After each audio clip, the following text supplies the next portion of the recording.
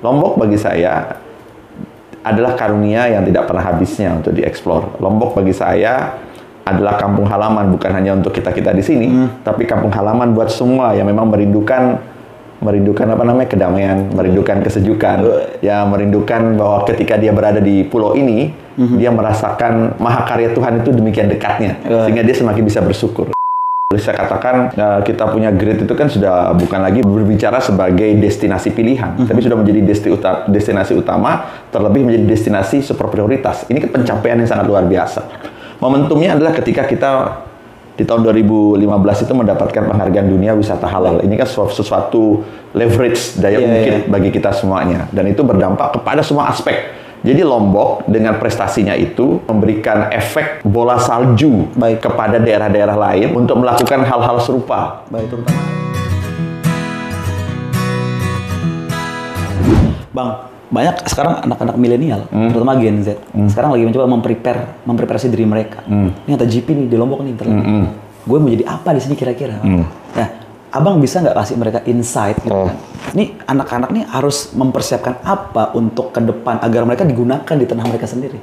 Jangan sampai yang luar datang. Ini yang dikhawatirkan. Oke, anak-anak Mataram pada dasarnya mereka punya skill banyak gitu. Tetapi yang kita nggak tahu nanti asas apa nanti sehingga mereka tidak digunakan sehingga lebih nanti ke orang luar. Kita kan belum tahu tuh Bang. Nah, jadi saran Abang nih, ya kan? Apa yang harus mereka siapkan dari sekarang untuk prepare nanti event MotoGP yang sangat bergengsi? Iya, pertama, kalau kita bicara tentang potensi yang ada, satu saja bicara kamar. Kamar kita di seluruh NTB ini hanya ada sekitar 20.000 kamar. Padahal yang akan hadir itu ada 100.000 lebih orang. Berarti ada potensi sekitar 80.000. Betul. Ya, anggap saja dengan tambahan-tambahan yang ada, anggap tambah lagi 20.000, berarti 40.000, masih ada sisa 60.000 orang ya. Artinya yang ingin saya sampaikan kepada kawan-kawan, tadi sempat kita bicara bahwa tempat studio ini bisa jadi OYO. Itu benar. Iya benar. Jadi benar. Jadi artinya apa? Artinya apa? Bahwa homestay dengan berbasis daripada rumah-rumah penduduk itu akan menjadi sebuah potensi yang sangat besar untuk bisa apa? Untuk bisa memenuhi kuota daripada kamar itu. Ya kan? Tinggal sekarang bagaimana room owner, pemilik rumah, pemilik properti itu memanfaatkan agar rumah yang dia punya itu bisa menjadi bagian daripada properti yang bisa di-online-kan. Iya benar sih. Ya, pada saat MotoGP itu. Saya yakin itu hal yang paling bisa dilakukan sebagai potensi yang langsung cepat mendapatkan uang. Menjadikan tempat tinggal kita, betul. Menjadikan properti kita sebagai homestay berbasis rumah penduduk. Betul sekali. Itu salah satu pilihan baru loh ya. Iya, homestay berbasis rumah penduduk. Nggak usah jauh-jauh. Misalnya, saya, kamu, Reza, sama teman-teman kamu berempat, berlima. Bikin konsorsium. Masing-masing dari kita cari 10 kamar. 10 kamar nih. Saya 10 kamar, kamu 10 kamar, teman kita ada 5. 5 kali 10 kamar sudah 50 kamar. Betul sekali. 50 kamar kita kayak punya hotel sendiri. Ya 50 kamar kita bikin database-nya, bankingnya, lalu kita jual. Kepada mana? Kepada online travel agent. Betul sekali. Apakah itu semua online travel agent bisa kamu pilih, kamu foto, kamu sampaikan bahwa ini di bawah manajemen saya gitu. Bisa di bawah manajemen Imaji Travel gitu. Imaji Homestay gitu kan. Asik kan? Ya, ini rumah-rumah penduduk yang ada di sekitar studio. Ya masukkan tuh database ya kan. Nah, kalian lebih pinter lah kalau masalah-masalah begitu. Ya. Ya kan karena digital marketing ya. Ini insight baru ini. Iya, ya. Ini efek dari obrolan. Jadi menghadirkan bisnis homestay berbasis rumah masyarakat, warga, betul. Ya, rumah warga. Itu kayaknya lebih menjual ya, karena orang mungkin udah bosan tinggal di hotel gitu kan. Selain budgetingnya lebih mahal gitu kan. Mereka juga tidak kenal dengan masyarakat aslinya, the origin of penduduknya. Jadi kita namain dia home beraga, home baga, apa tuh homestay berbasis warga. Ini sudah adopsi sama pemerintah. Saya salah satu orang yang berharap kalau Abang itu memegang satu jabatan penting di lini persepak. Ini lagi. Enggak, ini. Kenapa Abang selalu alihkan pembicaraan saya seperti itu? Abang ada apa sebenarnya? Kenapa? Saya itu dekat ya. Ada apa gitu. Bagi saya apa namanya memegang jabatan itu kan tanggung jawabnya besar. Iya. Ya, orang tua saya mengatakan bahwa ketika kita memegang jabatan, menjadi pemimpin, artinya memegang amanah dari masyarakat, kita itu adalah orang yang paling pertama untuk ditanya. Ini obrolan kita pertama saat pertama kali kita ditanya itu. Jadi ibaratnya Ketika ada orang yang sengsara, ada orang yang membutuhkan, terus apa yang kita janjikan itu tidak terrealisasikan, nah itu yang pertama kali kita ditanya adalah itu. Dan saya terus terang orang yang berpikir 1000 sampai 1 juta kali untuk memikirkan hal-hal seperti itu gitu. Tapi bagaimana jika kalau abang diminta? Kenapa? Bagaimana jika ada yang meminta? Intinya gini. Sebentar. Intinya gini. Iya kan? Ya. Bagaimana kalau ada suatu saat nanti Bang Sandi bilang, Sofan, pegang dari sini. Oke. Bagaimana? Anda tolak kah? Gini, saya di dalam setiap kali mengambil keputusan, apapun itu, saya pertama dulu adalah berusaha untuk istikharah. Istikharah dulu, ya kan? Istikharah dulu, kita tanya sama Allah Subhanahu wa taala. Lalu kedua, saya diskusi sama ibu saya, sama mama saya, sama orang tua saya. Jadi hal itu adalah hal yang wajib saya lakukan. Karena bagaimanapun juga restu daripada orang tua itu sangat penting bagi kita di dalam menentukan langkah-langkah untuk mencapai cita-cita di masa depan. Jadi tidak bisa itu. Kalau kita sudah clear kepada Maha Pencipta, kita sudah clear dengan orang tua kita, insya Allah ya kita dengan Bismillah ya kita lakukan yang terbaik gitu. Tapi kalau itu belum clear, saya nggak berani mengatakan apa-apa gitu. Kira-kira begitu. Oke. Ini aku langsung Iyalah, nggak bisa main-main itu. Ditanya berat. Okay. Tapi gini Bang, apa gagasan Abang yang selama ini belum pernah Bang ceritakan sama orang lain tentang pariwisata? Kenapa harus saya ceritakan sama kamu sekarang? Loh, ini perlu. Edukasinya tinggi sekali Bang.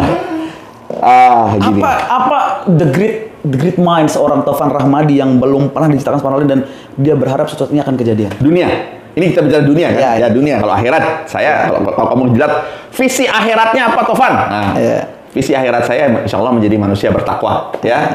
Manusia bertakwa di hadapan Allah Subhanahu Wa Taala. Itu ya. Mudah-mudahan saya menjadi. Amin, sama-sama. Husnul khotimah, amin, gitu ya. Ya Allah, amin. Nah, kalau visi dunianya nih, one day, imaji saya itu adalah suatu hari di hari ulang tahunnya PBB, saya ada berbicara di hadapan sidang umum PBB, di ruang sidang yang terhormat itu, untuk berbicara sebagai apa? Sebagai orang yang berpikir tentang pariwisata. Pariwisata bukan aja di tatanan nasional, tapi pariwisata global.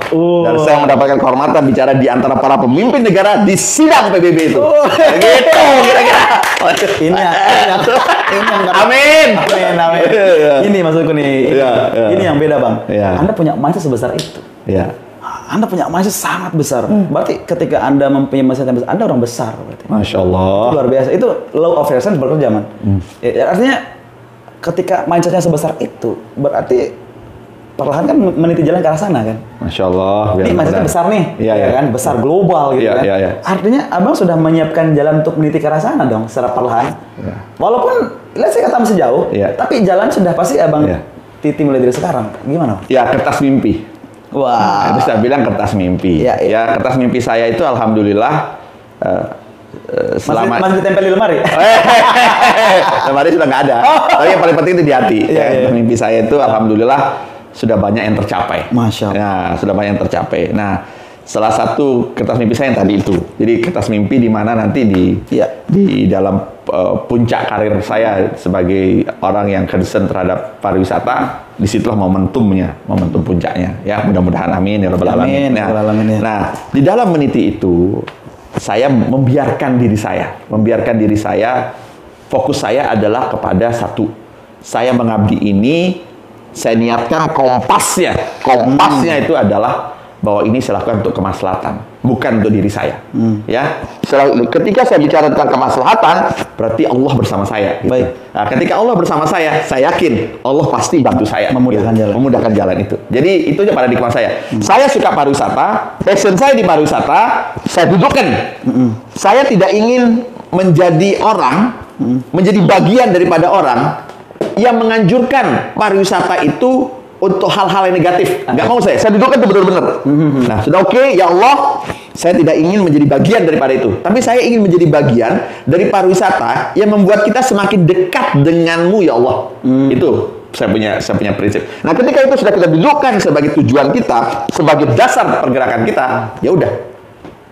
itu kita akan menjadi lama-lama kita terjaga. Dan ketika kita terjaga, apapun nanti hasilnya, apakah nanti saya jadi atau tidak jadi, terwujud atau tidak terwujud, ketika suatu saat nanti saya diberikan nasib untuk berbicara tentang pariwisata di gedung PBB itu biarkan Allah yang atur gitu. Ya, yang paling penting adalah kita benar-benar bisa berkarya dan karya kita itu dikenang dari generasi ke generasi melebihi daripada usia kita sendiri gitu. Wah, Anda luar biasa. Ya, gitu lah kira-kira. Mantap, Masya Allah. Wow, ini ditutupan ya. Kemarin belum. Kemarin belum. Entah karena outdoor atau apa. Ini luar biasa ya. Berarti selama ini sudah melakukan banyak ikhtiar, ya, usaha-usaha yang sangat banyak untuk pariwisata kita. Sekarang ini segmen terakhir kita nih. Sekarang para travel agent pada akhirnya berputus asa karena terlalu banyak tekanan, terlalu banyak pembatasan, sehingga mereka benar-benar hampir putus asa. Iya kan? Keputusasaan mereka ini membuat sentimen negatif. Terutama terhadap pemerintah. Sampai mereka berpikir COVID ini adalah pandemi, COVID ini adalah rekayasa.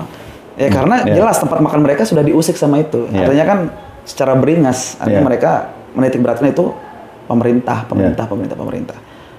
Apa saran Anda kepada mereka, orang-orang yang bermain di pariwisata untuk saat ini? Saya ingin katakan, sejak awal COVID ini membuat pariwisata terpuruk. Salah satu konsep yang kami tawarkan itu adalah membuat yang namanya bubble destination, bubble policy.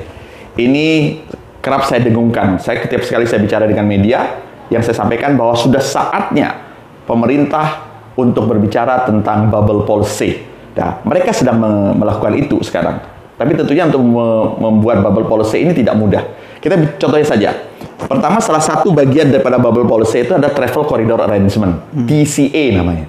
TCA itu adalah kerjasama antara negara dengan negara. Ketika ada warga negara yang berwisata dari negara A ke negara B, tanpa perlu nanti menjalani karantina ketat, misalnya, karena mereka sudah fine, sudah clear, ya, mereka sudah menjadi wisatawan yang sudah clear, sudah bersih ketika sampai berwisata ke negara B itu. Nah, ini butuh waktu. Overseas mancanegara itu masih butuh waktu. Tetapi untuk recovery-nya itu bisa dimulai dengan melakukan policy terkait bubble policy ini dengan ada di wisatawan lokal dan wisatawan domestik. Ya, artinya apa? Ciptakan objek-objek wisata yang berada dalam gelembung zona hijau di tatanan-tatanan regional. Misalnya, kita punya tempat di Lombok Utara, kita tentukan 3 Gili sebagai bubble island, misalnya. Ya, berarti maksud saya ya? Bubble island. Terus di Lombok Tengah, Sade, kita namakan dia bubble village. Desa, ya, bisa gelembung wisata desa. Nah, terus misalnya kita tentukan di di Segigi, misalnya kita namakan dia bubble beach, misalnya. Bubble beach. Iya, bubble beach ya. Sampai kepada bubble event. Ada event apa? Ada event misalnya Nyale, kita namain dia bubble event. Artinya apa? Semua yang dilakukan, semua dikreasikan terkait aktivitas layanan berwisata ketika pandemi dilakukan dengan konsep bubble itu. Artinya kita berdampingan dengan COVID-19 ini. COVID ini tidak ada yang tahu pasti dia akan berakhir. Yang pasti kita tahu adalah ekonomi harus berjalan. Yang pasti kita tahu ketika ekonomi tidak berjalan itu berdampak kepada masyarakat. Kepada kesejahteraan masyarakat, kehidupan masyarakat. Dan yang pasti kita tahu, kita sudah ada protokolnya untuk bisa kita berdampingan dengan COVID-19 itu. Oleh karena itu, bubble policy itu sangat penting untuk dikukuhkan, untuk dilegitimasikan, baik oleh pemerintah pusat sampai pemerintah daerah di tatanan regional destinasi wisata. Sehingga apa? Itu menjadi landasan, menjadi pegangan bagi semua orang, dari aparat keamanan, dari pelaku industri, travel agent, dia bisa enak untuk menentukan, saya sekarang akan jual paket ke Bubble Island. Enak, dia tidak serta merta datang apa namanya penutupan segala macam. Jadi ada pola strategi yang dilakukan. Dalam pikiran saya langsung membayangkan Bubble Island, orang-orang pakai balon gitu. Gimana teknisnya Bang sebenarnya? Gini, Bubble Island itu adalah istilah kalau saya boleh katakan namanya zona hijau berwisata. Oke, oh cuma nama saja. Ya kan. Bubble itu kan gelembung. Ketika kita berada di dalam gelembung, kita merasa aman. Nah, jadi kayak aerodom. Wah, kita punya aerodom wisatanya. Ya. Oke. Nah, jadi saya bilang zona hijau berwisata. Oke, baik. Zohita. Zohita, ya, zona hijau berwisata. Anda pandai buat akronim ya?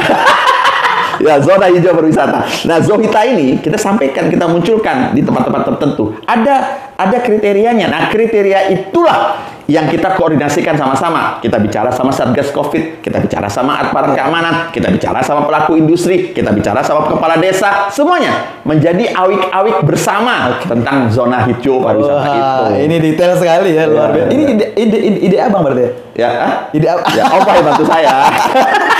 Bayangkan, see, that's why I love you guys. Waduh, I love you more. Because of how different you think. Itu yang sangat luar biasa. Berpikir berbeda. Dan ini sudah disampaikan di mana saja ide ini? Ya, nanti di banyak pertemuan saya sampaikan. Ya, artinya ide ini tidak berhenti di kepala saya, ide ini tidak berhenti di laptop saya. Saya sampaikan ini kepada Pak Menteri, saya sampaikan ini juga kepada Pak Gubernur, saya sampaikan juga kepada kawan-kawan pegiat pariwisata lainnya, saya sampaikan ke media nasional ataupun internasional, nasional dan lokal saya sampaikan. Dan juga saya sampaikan spesial tuh Imaji. Sedap. Ini kehormatan. Ya, tapi agak detail sama kamu juga nih. Oh, pinter kamu ya, pagi-pagi membuat saya lebih detail ini. Ini luar biasa. Oke. Bang Tovan, sebelum kita ke closing statement. Abang tuh dekat sama orang besar di tempat ini, di daerah kita. Anda kenal sama Bu Gubernur. Kenapa nggak bisa kenal sama Pak Gubernur?